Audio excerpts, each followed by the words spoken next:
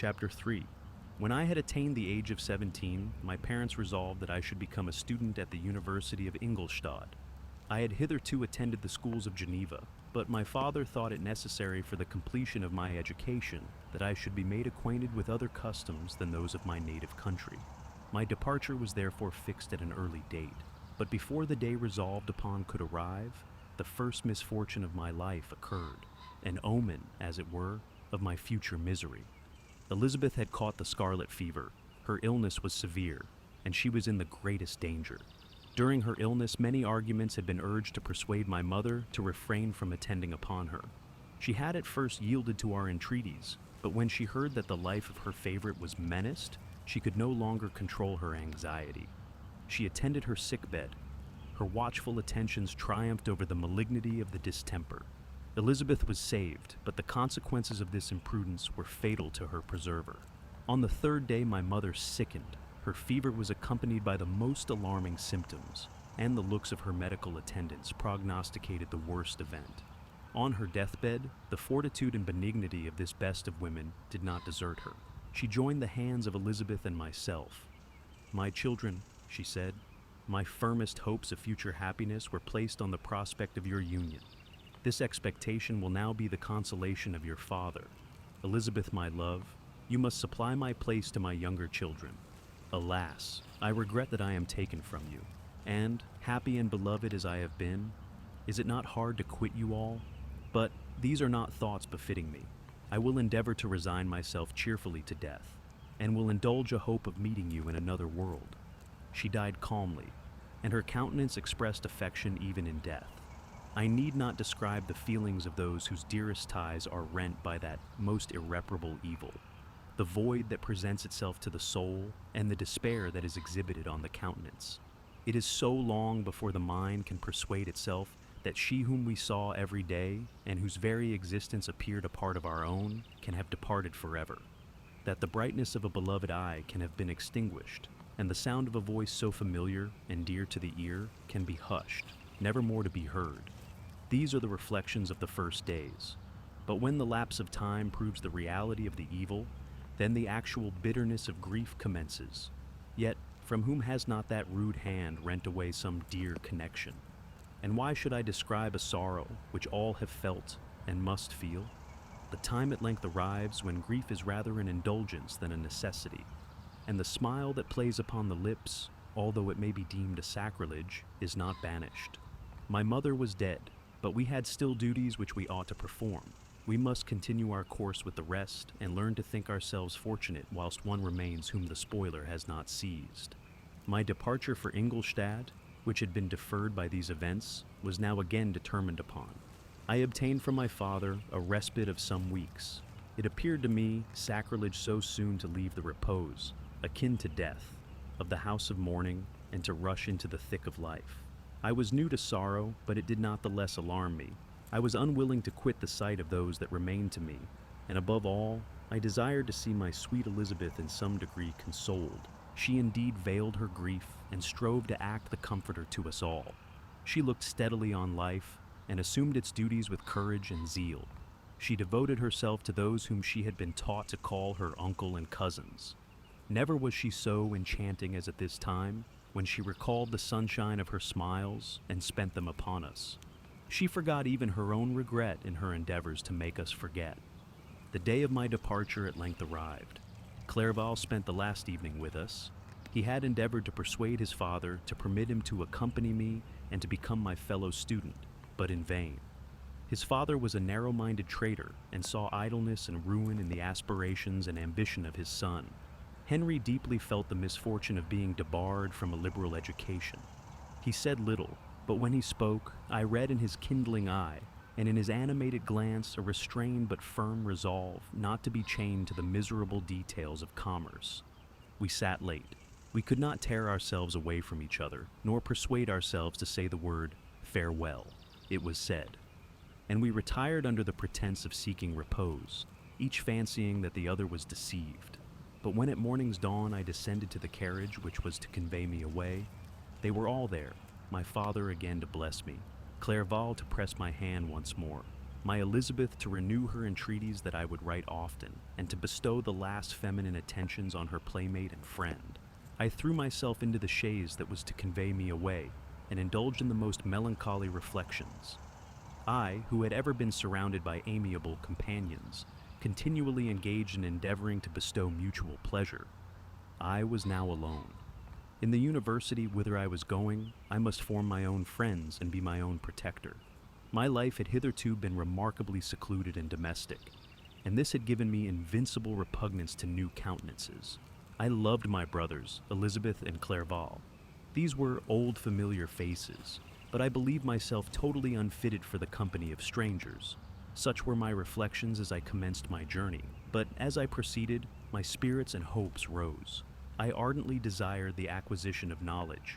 I had often, when at home, thought it hard to remain during my youth cooped up in one place, and had longed to enter the world and take my station among other human beings.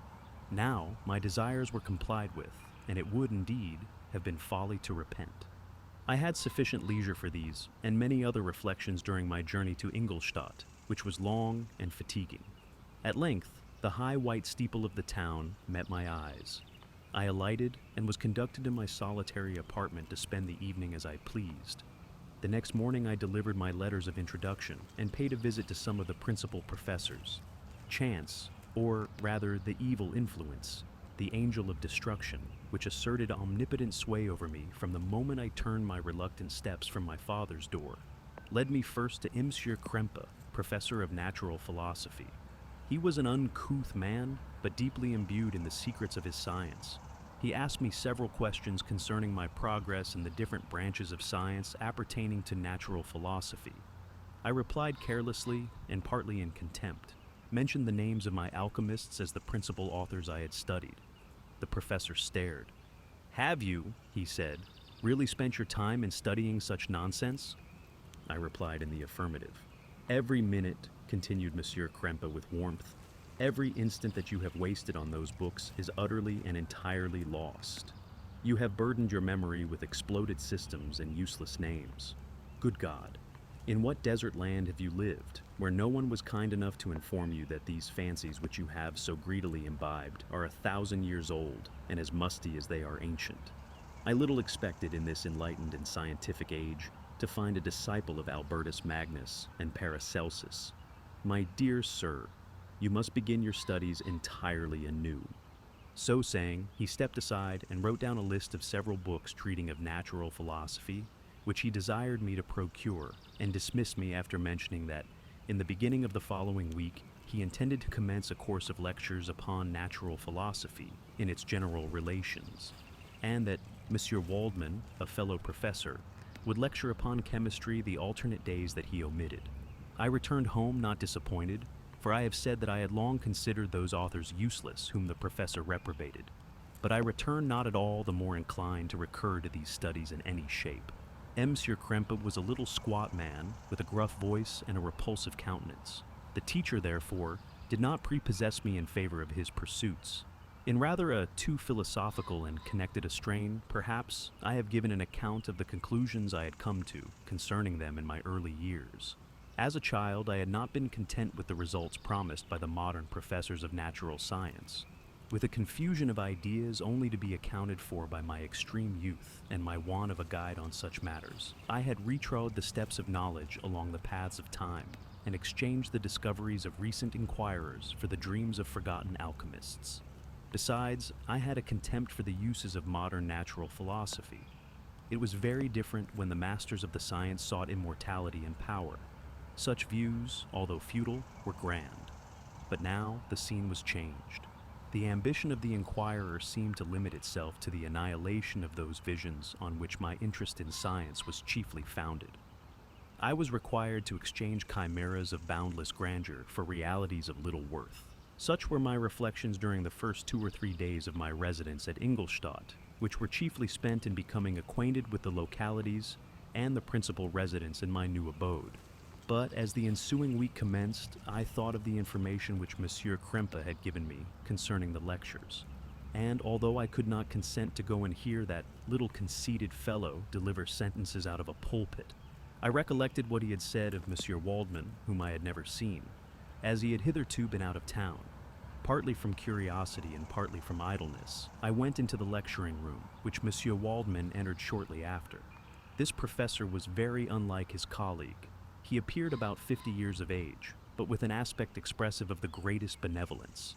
A few gray hairs covered his temples, but those at the back of his head were nearly black. His person was short, but remarkably erect, and his voice the sweetest I had ever heard. He began his lecture by a recapitulation of the history of chemistry and the various improvements made by different men of learning, pronouncing with fervor the names of the most distinguished discoverers. He then took a cursory view of the present state of the science and explained many of its elementary terms. After having made a few preparatory experiments, he concluded with a panegyric upon modern chemistry, the terms of which I shall never forget. "The ancient teachers of this science," said he, "promised impossibilities and performed nothing. The modern masters promise very little. They know that metals cannot be transmuted and that the elixir of life is a chimera. But these philosophers, whose hands seem only made to dabble in dirt, and their eyes to pore over the microscope or crucible, have indeed performed miracles. They penetrate into the recesses of nature and show how she works in her hiding places. They ascend into the heavens. They have discovered how the blood circulates and the nature of the air we breathe. They have acquired new and almost unlimited powers. They can command the thunders of heaven, mimic the earthquake, and even mock the invisible world with its own shadows." Such were the professor's words, rather, let me say such the words of the fate, announced to destroy me. As he went on, I felt as if my soul were grappling with a palpable enemy. One by one, the various keys were touched, which formed the mechanism of my being. Chord after chord was sounded, and soon my mind was filled with one thought, one conception, one purpose. "So much has been done," exclaimed the soul of Frankenstein. "More, far more, will I achieve.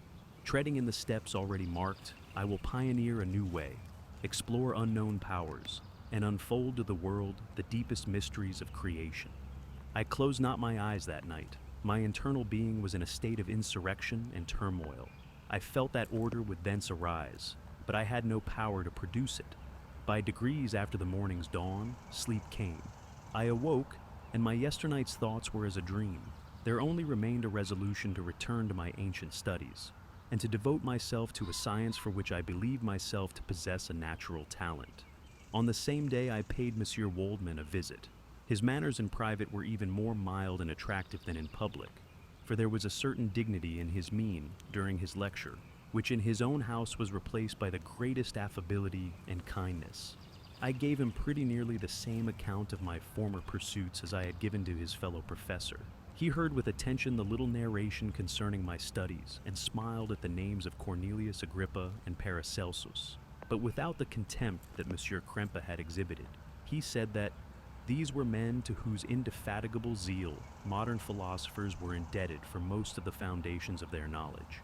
They had left to us as an easier task, to give new names and arrange in connected classifications the facts which they in a great degree had been the instruments of bringing to light. The labors of men of genius, however erroneously directed, scarcely ever fail in ultimately turning to the solid advantage of mankind. I listened to his statement, which was delivered without any presumption or affectation, and then added that his lecture had removed my prejudices against modern chemists. I expressed myself in measured terms, with the modesty and deference due from a youth to his instructor, without letting escape, inexperience in life would have made me ashamed, any of the enthusiasm which stimulated my intended labors. I requested his advice concerning the books I ought to procure. "I am happy," said Monsieur Waldman, "to have gained a disciple, and if your application equals your ability, I have no doubt of your success. Chemistry is that branch of natural philosophy in which the greatest improvements have been and may be made. It is on that account that I have made it my peculiar study, but at the same time, I have not neglected the other branches of science. A man would make but a very sorry chemist if he attended to that department of human knowledge alone. If your wish is to become really a man of science and not merely a petty experimentalist, I should advise you to apply to every branch of natural philosophy, including mathematics." He then took me into his laboratory and explained to me the uses of his various machines, instructing me as to what I ought to procure, and promising me the use of his own when I should have advanced far enough in the science not to derange their mechanism. He also gave me the list of books which I had requested, and I took my leave. Thus ended a day memorable to me. It decided my future destiny. Chapter 4. From this day, natural philosophy, and particularly chemistry, in the most comprehensive sense of the term, became nearly my sole occupation. I read with ardor those works, so full of genius and discrimination, which modern inquirers have written on these subjects. I attended the lectures and cultivated the acquaintance of the men of science of the university, and I found even in Monsieur Krempe a great deal of sound sense and real information, combined, it is true, with a repulsive physiognomy and manners, but not on that account the less valuable. In Monsieur Waldman, I found a true friend. His gentleness was never tinged by dogmatism, and his instructions were given with an air of frankness and good nature that banished every idea of pedantry. In 1,000 ways he smoothed for me the path of knowledge and made the most abstruse inquiries clear and facile to my apprehension. My application was at first fluctuating and uncertain. It gained strength as I proceeded, and soon became so ardent and eager that the stars often disappeared in the light of morning, whilst I was yet engaged in my laboratory. As I applied so closely, it may be easily conceived that my progress was rapid. My ardor was indeed the astonishment of the students, and my proficiency that of the masters. Professor Krempe often asked me, with a sly smile, how Cornelius Agrippa went on, whilst Monsieur Waldman expressed the most heartfelt exultation in my progress. 2 years passed in this manner, during which I paid no visit to Geneva, but was engaged, heart and soul, in the pursuit of some discoveries which I hoped to make. None but those who have experienced them can conceive of the enticements of science. In other studies you go as far as others have gone before you, and there is nothing more to know. But in a scientific pursuit there is continual food for discovery and wonder. A mind of moderate capacity which closely pursues one study must infallibly arrive at great proficiency in that study. And I, who continually sought the attainment of one object of pursuit and was solely wrapped up in this, improved so rapidly that at the end of 2 years I made some discoveries in the improvement of some chemical instruments, which procured me great esteem and admiration at the university. When I had arrived at this point, and had become as well acquainted with the theory and practice of natural philosophy as depended on the lessons of any of the professors at Ingolstadt, my residence there being no longer conducive to my improvements, I thought of returning to my friends and my native town when an incident happened that protracted my stay. One of the phenomena which had peculiarly attracted my attention was the structure of the human frame, and indeed, any animal endued with life. Whence, I often asked myself, did the principle of life proceed? It was a bold question, and one which has ever been considered as a mystery. Yet, with how many things are we upon the brink of becoming acquainted, if cowardice or carelessness did not restrain our inquiries? I revolved these circumstances in my mind and determined thenceforth to apply myself more particularly to those branches of natural philosophy which relate to physiology. Unless I had been animated by an almost supernatural enthusiasm, my application to this study would have been irksome and almost intolerable. To examine the causes of life, we must first have recourse to death. I became acquainted with the science of anatomy, but this was not sufficient. I must also observe the natural decay and corruption of the human body. In my education, my father had taken the greatest precautions that my mind should be impressed with no supernatural horrors. I do not ever remember to have trembled at a tale of superstition, or to have feared the apparition of a spirit. Darkness had no effect upon my fancy, and a churchyard was to me merely the receptacle of bodies deprived of life, which, from being the seat of beauty and strength, had become food for the worm. Now I was led to examine the cause and progress of this decay, and forced to spend days and nights in vaults and charnel houses. My attention was fixed upon every object the most insupportable to the delicacy of the human feelings. I saw how the fine form of man was degraded and wasted. I beheld the corruption of death succeed to the blooming cheek of life. I saw how the worm inherited the wonders of the eye and brain. I paused, examining and analyzing all the minutiae of causation, as exemplified in the change from life to death, and death to life, until from the midst of this darkness a sudden light broke in upon me. A light so brilliant and wondrous, yet so simple, that while I became dizzy with the immensity of the prospect which it illustrated, I was surprised that among so many men of genius who had directed their inquiries towards the same science, that I alone should be reserved to discover so astonishing a secret. Remember, I am not recording the vision of a madman. The sun does not more certainly shine in the heavens than that which I now affirm is true. Some miracle might have produced it, yet the stages of the discovery were distinct and probable. After days and nights of incredible labor and fatigue, I succeeded in discovering the cause of generation and life. Nay, more, I became myself capable of bestowing animation upon lifeless matter. The astonishment which I had at first experienced on this discovery soon gave place to delight and rapture. After so much time spent in painful labor, to arrive at once at the summit of my desires was the most gratifying consummation of my toils. But this discovery was so great and overwhelming that all the steps by which I had been progressively led to it were obliterated, and I beheld only the result. What had been the study and desire of the wisest men since the creation of the world was now within my grasp. Not that, like a magic scene, it all opened upon me at once. The information I had obtained was of a nature rather to direct my endeavors so soon as I should point them towards the object of my search, than to exhibit that object already accomplished. I was like the Arabian who had been buried with the dead and found a passage to life, aided only by one glimmering and seemingly ineffectual light. I see by your eagerness and the wonder and hope which your eyes express, my friend, that you expect to be informed of the secret with which I am acquainted. That cannot be. Listen patiently until the end of my story, and you will easily perceive why I am reserved upon that subject. I will not lead you on, unguarded and ardent as I then was, to your destruction and infallible misery. Learn from me, if not by my precepts, at least by my example, how dangerous is the acquirement of knowledge and how much happier that man is who believes his native town to be the world than he who aspires to become greater than his nature will allow. When I found so astonishing a power placed within my hands, I hesitated a long time concerning the manner in which I should employ it. Although I possessed the capacity of bestowing animation, yet to prepare a frame for the reception of it, with all its intricacies of fibers, muscles, and veins, still remained a work of inconceivable difficulty and labor. I doubted at first whether I should attempt the creation of a being like myself, or one of simpler organization. But my imagination was too much exalted by my first success to permit me to doubt of my ability to give life to an animal as complex and wonderful as man. The materials at present within my command hardly appeared adequate to so arduous an undertaking, but I doubted not that I should ultimately succeed. I prepared myself for a multitude of reverses.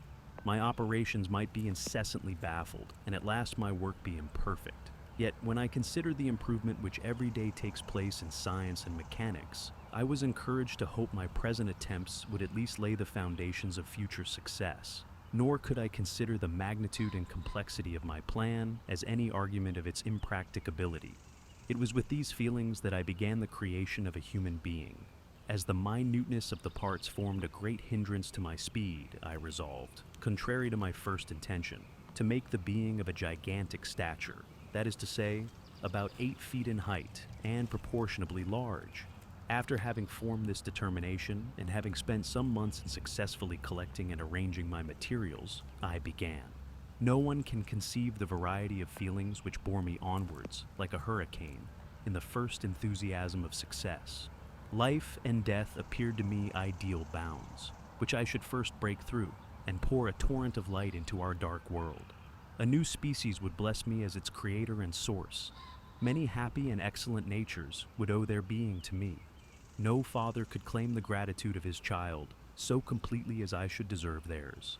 Pursuing these reflections, I thought that if I could bestow animation upon lifeless matter, I might in process of time, although I now found it impossible, renew life where death had apparently devoted the body to corruption.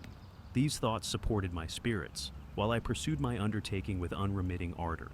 My cheek had grown pale with study, and my person had become emaciated with confinement. Sometimes, on the very brink of certainty, I failed, yet still I clung to the hope which the next day or the next hour might realize. One secret which I alone possessed was the hope to which I had dedicated myself, and the moon gazed on my midnight labors, while, with unrelaxed and breathless eagerness, I pursued nature to her hiding places. Who shall conceive the horrors of my secret toil as I dabbled among the unhallowed damps of the grave, or tortured the living animal to animate the lifeless clay? My limbs now tremble, and my eyes swim with the remembrance, but then a resistless and almost frantic impulse urged me forward. I seemed to have lost all soul or sensation but for this one pursuit. It was indeed but a passing trance that only made me feel with renewed acuteness. So soon as, the unnatural stimulus ceasing to operate, I had returned to my old habits. I collected bones from charnel houses and disturbed, with profane fingers, the tremendous secrets of the human frame. In a solitary chamber, or rather cell, at the top of the house, and separated from all the other apartments by a gallery and staircase, I kept my workshop of filthy creation. My eyeballs were starting from their sockets and attending to the details of my employment. The dissecting room and the slaughterhouse furnished many of my materials, and often did my human nature turn with loathing from my occupation. Whilst, still urged on by an eagerness which perpetually increased, I brought my work near to a conclusion. The summer months passed while I was thus engaged, heart and soul, in one pursuit. It was a most beautiful season. Never did the fields bestow a more plentiful harvest, or the vines yield a more luxuriant vintage. But my eyes were insensible to the charms of nature, and the same feelings which made me neglect the scenes around me caused me also to forget those friends who were so many miles absent, and whom I had not seen for so long a time. I knew my silence disquieted them, and I well remembered the words of my father. I know that while you are pleased with yourself, you will think of us with affection, and we shall hear regularly from you. You must pardon me if I regard any interruption in your correspondence as a proof that your other duties are equally neglected.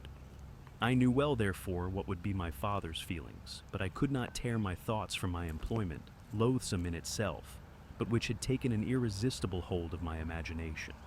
I wished, as it were, to procrastinate all that related to my feelings of affection until the great object, which swallowed up every habit of my nature, should be completed. I then thought that my father would be unjust if he ascribed my neglect to vice or faultiness on my part, but I am now convinced that he was justified in conceiving that I should not be altogether free from blame. A human being in perfection ought always to preserve a calm and peaceful mind, and never to allow passion or a transitory desire to disturb his tranquility. I do not think that the pursuit of knowledge is an exception to this rule. If the study to which you apply yourself has a tendency to weaken your affections and to destroy your taste for those simple pleasures in which no alloy can possibly mix, then that study is certainly unlawful, that is to say, not befitting the human mind. If this rule were always observed, if no man allowed any pursuit whatsoever to interfere with the tranquility of his domestic affections, Greece had not been enslaved, Caesar would have spared his country, America would have been discovered more gradually, and the empires of Mexico and Peru had not been destroyed. But I forget that I am moralizing in the most interesting part of my tale, and your looks remind me to proceed. My father made no reproach in his letters, and only took notice of my silence by inquiring into my occupations more particularly than before. Winter, spring, and summer passed away during my labors, but I did not watch the blossom or the expanding leaves, sights which before always yielded me supreme delight. So deeply was I engrossed in my occupation. The leaves of that year had withered before my work drew near to a close, and now every day showed me more plainly how well I had succeeded. But my enthusiasm was checked by my anxiety, and I appeared rather like one doomed by slavery to toil in the mines, or any other unwholesome trade than an artist occupied by his favorite employment. Every night I was oppressed by a slow fever, and I became nervous to a most painful degree. The fall of a leaf startled me, and I shunned my fellow creatures as if I had been guilty of a crime. Sometimes I grew alarmed at the wreck I perceived that I had become. The energy of my purpose alone sustained me. My labors would soon end, and I believed that exercise and amusement would then drive away incipient disease, and I promised myself both of these when my creation should be complete.